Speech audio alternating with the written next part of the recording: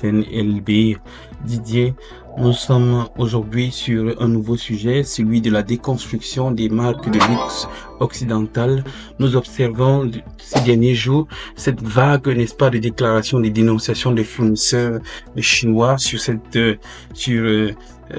qui parle de la guerre commerciale, qui est une continuité, n'est-ce pas, de la guerre commerciale. Aujourd'hui, notre objectif est de voir d'où est partie cette déconstruction, c'est-à-dire les causes, quelles sont les conséquences. Ensuite, nous verrons quelles sont les leçons à tirer d'après cette situation. La dénonciation des marques de luxe occidentales par certains fournisseurs chinois a principalement émergé autour des questions de responsabilité sociale, la pratique commerciale perçue comme injuste et de tensions géopolitiques, notamment dans les cas suivants. 1. L'affaire des droits de l'homme à Xinjiang. L'un des déclencheurs majeurs a été la prise de position de certaines marques occidentales comme H&M, Nike, Adidas et Burberry contre l'utilisation présumée du travail forcé des Ouïghours dans la région de Xinjiang pour la production de coton. Nous notons, ces marques ont affirmé publiquement qu'elles ne s'approvisionneraient pas en coton provenant de Xinjiang. En réaction, des fournisseurs et consommateurs chinois ont dénoncé ces marques, les accusant de suivre une ligne politique occidentale au détriment de la Chine. Des boycotts organisés et soutenus par des célébrités, entreprises locales et même des plateformes de vente en ligne ont alors eu lieu. Cause 2. Rapport déséquilibré dans la chaîne d'approvisionnement. Certains fournisseurs chinois ont aussi critiqué les marques de luxe occidentales pour des pratiques jugées abusives telles que pression sur les prix et les délais de livraison, conditions contractuelles strictes imposées unilatéralement, refus de partager les coûts liés à des améliorations environnementales ou sociales. Ces critiques sont parfois exprimées publiquement par des représentants d'industries locales, notamment dans des forums d'affaires ou via les réseaux sociaux chinois comme Weibo. 3. Montée du sentiment nationaliste et protection de l'industrie locale. Avec la montée du nationalisme économique en Chine, les critiques envers les marques occidentales deviennent aussi un levier politique ou stratégique. 1. Encourager les marques locales de luxe et de mode comme Li-Ning, Anta ou Bozideng. Dénoncer la dépendance à l'Occident dans les secteurs à haute valeur ajoutée. Alors, après avoir, n'est-ce pas, connu quelques causes, nous allons passer aux conséquences entraînées par, n'est-ce pas, cette déconstruction, ce mécontentement qui a entraîné la déclaration des marques de luxe occidentales. Oui, pression économique comme première conséquence. La pression économique accrue sur les fournisseurs chinois. Les droits de douane américains sur les produits importés de Chine jusqu'à 25% sur certaines catégories ont forcé les marques occidentales à exiger des baisses de coûts de la part de leurs fournisseurs chinois pour compenser ces taxes. En retour, les fournisseurs se sont retrouvés étranglés avec des marges réduites, ce qui a nourri un sentiment d'injustice et de ras-le-bol vis-à-vis de leurs partenaires occidentaux. Résultat, les fournisseurs commencent à critiquer ouvertement ces marques pour leur manque de solidarité et leur logique purement capitaliste et court-termiste. 2. Délocalisation vers d'autres pays asiatiques. Pour contourner les taxes, de nombreuses marques de luxe ont commencé à délocaliser leur production vers d'autres pays à bas coût, comme le Vietnam, le Cambodge ou le Bangladesh. Cela a été perçu comme un désengagement brutal vis-à-vis des partenaires chinois de longue date. Conséquence, les fournisseurs chinois ont accusé certaines marques de loyauté, ce qui alimente leur remise en question de la domination occidentale dans la mode et le luxe. 3. Révalorisation de la production locale chinoise. Dans ce climat de tension, certains fournisseurs chinois ont commencé à lancer leur propre marque dans la mode, la maroquinerie, voire les cosmétiques. collaboration avec des marques locales émergentes ou d'autres marchés Moyen-Orient, Russie.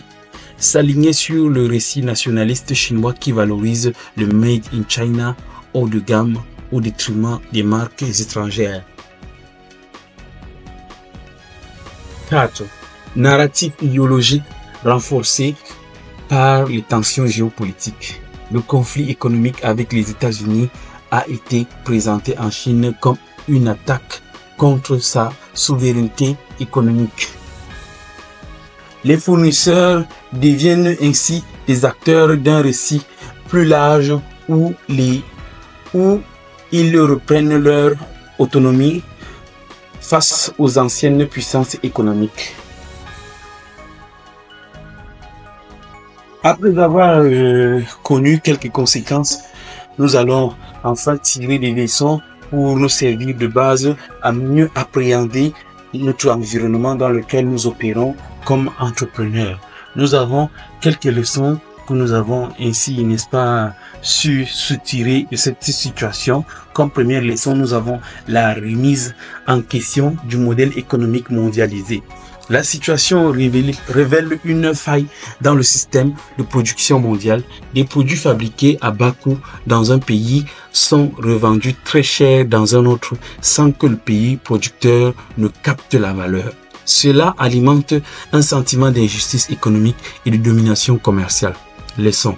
La mondialisation doit évoluer vers une logique plus équilibrée où la valeur est mieux répartie entre producteurs, marques et consommateurs. 2. Le rôle stratégique de la Chine dans les chaînes d'approvisionnement. La Chine n'est plus seulement l'usine du monde, elle est aussi une puissance économique qui revendique une part équitable dans la valeur produite.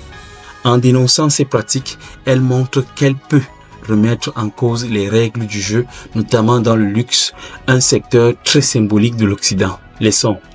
La Chine veut passer du rôle de sous-traitant à celui de créateur de valeur, voire le leader culturel.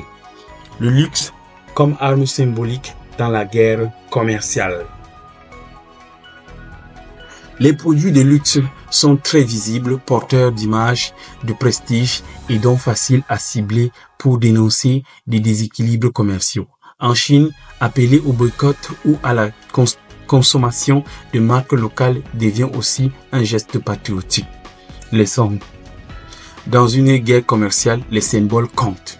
Le luxe n'est pas qu'un produit, c'est un marqueur de pouvoir, l'influence et de soft power.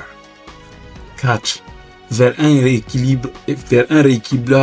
rééquilibrage culturel et économique. La dénonciation pousse à une réflexion sur la juste valeur, la traçabilité et la sincérité des marques.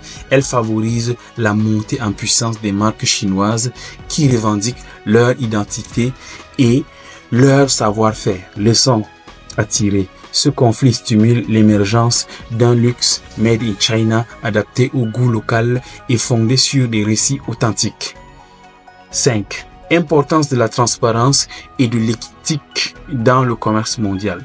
Les consommateurs veulent aujourd'hui savoir où, comment et par qui leurs produits sont fabriqués. La tension commerciale accentue cette exigence de transparence et d'équité. Leçon à tirer. Pour suivre dans ce contexte, les marques doivent renforcer leur transparence, leur traçabilité et leur ancrage local. Dans le contexte tendu de la guerre commerciale entre la Chine et l'Occident, la dénonciation des produits de luxe survalorisés fabriqués en Chine met en lumière un déséquilibre profond dans les chaînes de valeur mondiales. Elles illustrent le besoin d'un commerce plus juste, d'une mondialisation plus équilibrée et d'une redéfinition du luxe fondé sur l'authenticité, la transparence et le respect mutuel entre les puissances économiques. Merci d'avoir, n'est-ce pas, suivi cette vidéo. Abonnez-vous, commentez et likez et partagez cette vidéo et à très bientôt.